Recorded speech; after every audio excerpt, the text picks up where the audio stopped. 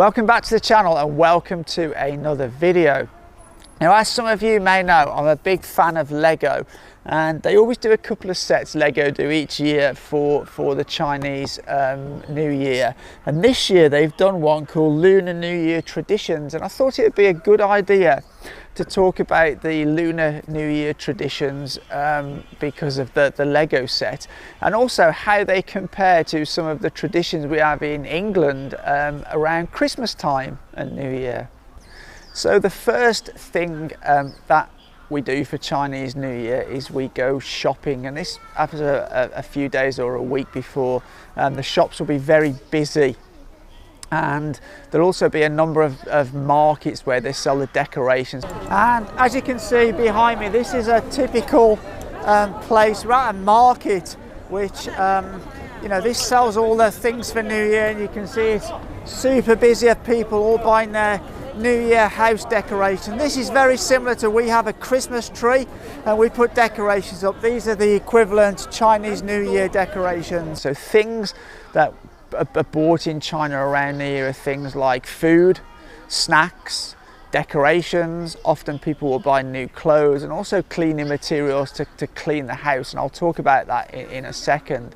And that differs very slightly to the UK. So the UK will also buy food and snacks, and we'll also buy a lot of alcohol around Christmas and New Year. In England, people consume a lot of alcohol. Not everybody, but some people.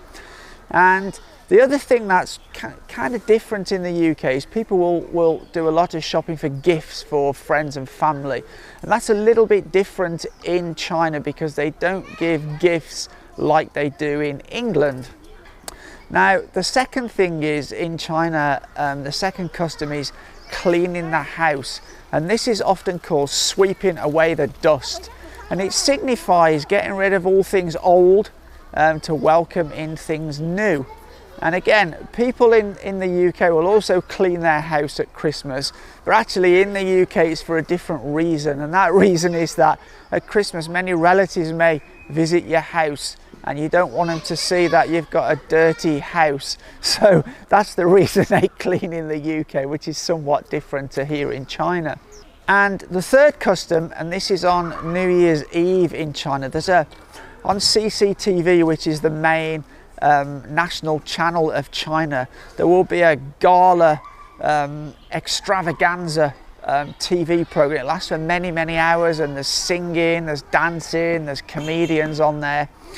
And pretty much a lot of the population will watch this program, and this will go right up till midnight, when at the stroke of 12 people welcoming the New Year. Now, this is again something kind of similar to the UK. In the UK we will normally have a New Year's Eve TV program, and that will be a gala. Often they will do a review of the previous year, but it will have singers, it will have dancing and things like that. And again, that we will then welcome in the new year. In the UK, more sort of modern now, we will have fireworks, but that's a massive thing in China. Literally, fireworks are banned in the big cities, but you do still get some. But in the more rural areas, oh wow, you'll get fireworks going off from early evening right through the night. And the fireworks here in China, I can tell you, are absolutely spectacular. They're amazing, absolutely amazing. So let's move on to the fourth one. Now, I don't know a whole lot about this, however, from what I understand, it's called opening your door to welcoming good luck. So the Chinese people believe what they do on the first day of the new year will affect how things are for the rest of the year. So that the first day of New Year is very important. Now, I do know of a custom we have kind of similar to this in the UK, although I don't think it's practiced very often now, but it was in the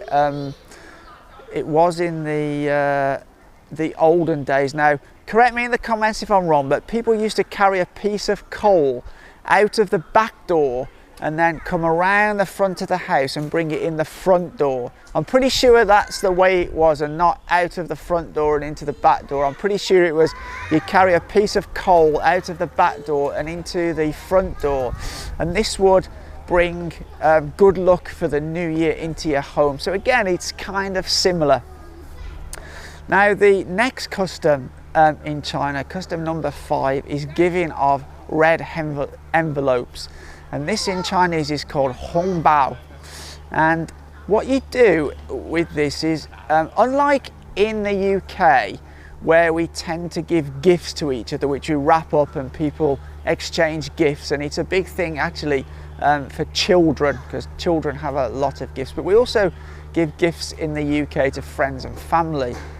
The big difference in China is that we give a red envelope, a hongbao, and that contains money. And it's very often the case that you put new money into this envelope, because that will bring good luck to people. So we use this new money, and you will also give a red envelope with a small amount of money to people who've done services for you over the course of the year. So maybe the delivery guy or the security guy at your apartment. You also will give it to work colleagues and family and friends. So it's kind of similar to what we do at Christmas in the UK, but here it's money as opposed to gifts. We do sometimes give money in the UK as well, but it's more often we will give gifts, whereas in China it's more often that you give money. And something else over the last few years that I've been here, more and more people now give red envelopes by electronic means. So WeChat has an electronic hongbao which many people use as well. And the final custom, number 6, is Tyson. Now what Tyson is a god of wealth, and this is something we don't have in the UK. So this is something that's kind of unique to Asian cultures, and I think maybe Chinese culture specifically. I'm not sure about that. I'm not sure if other Asian cultures are watching other than Chinese. Leave a comment down below if you also have Tyson.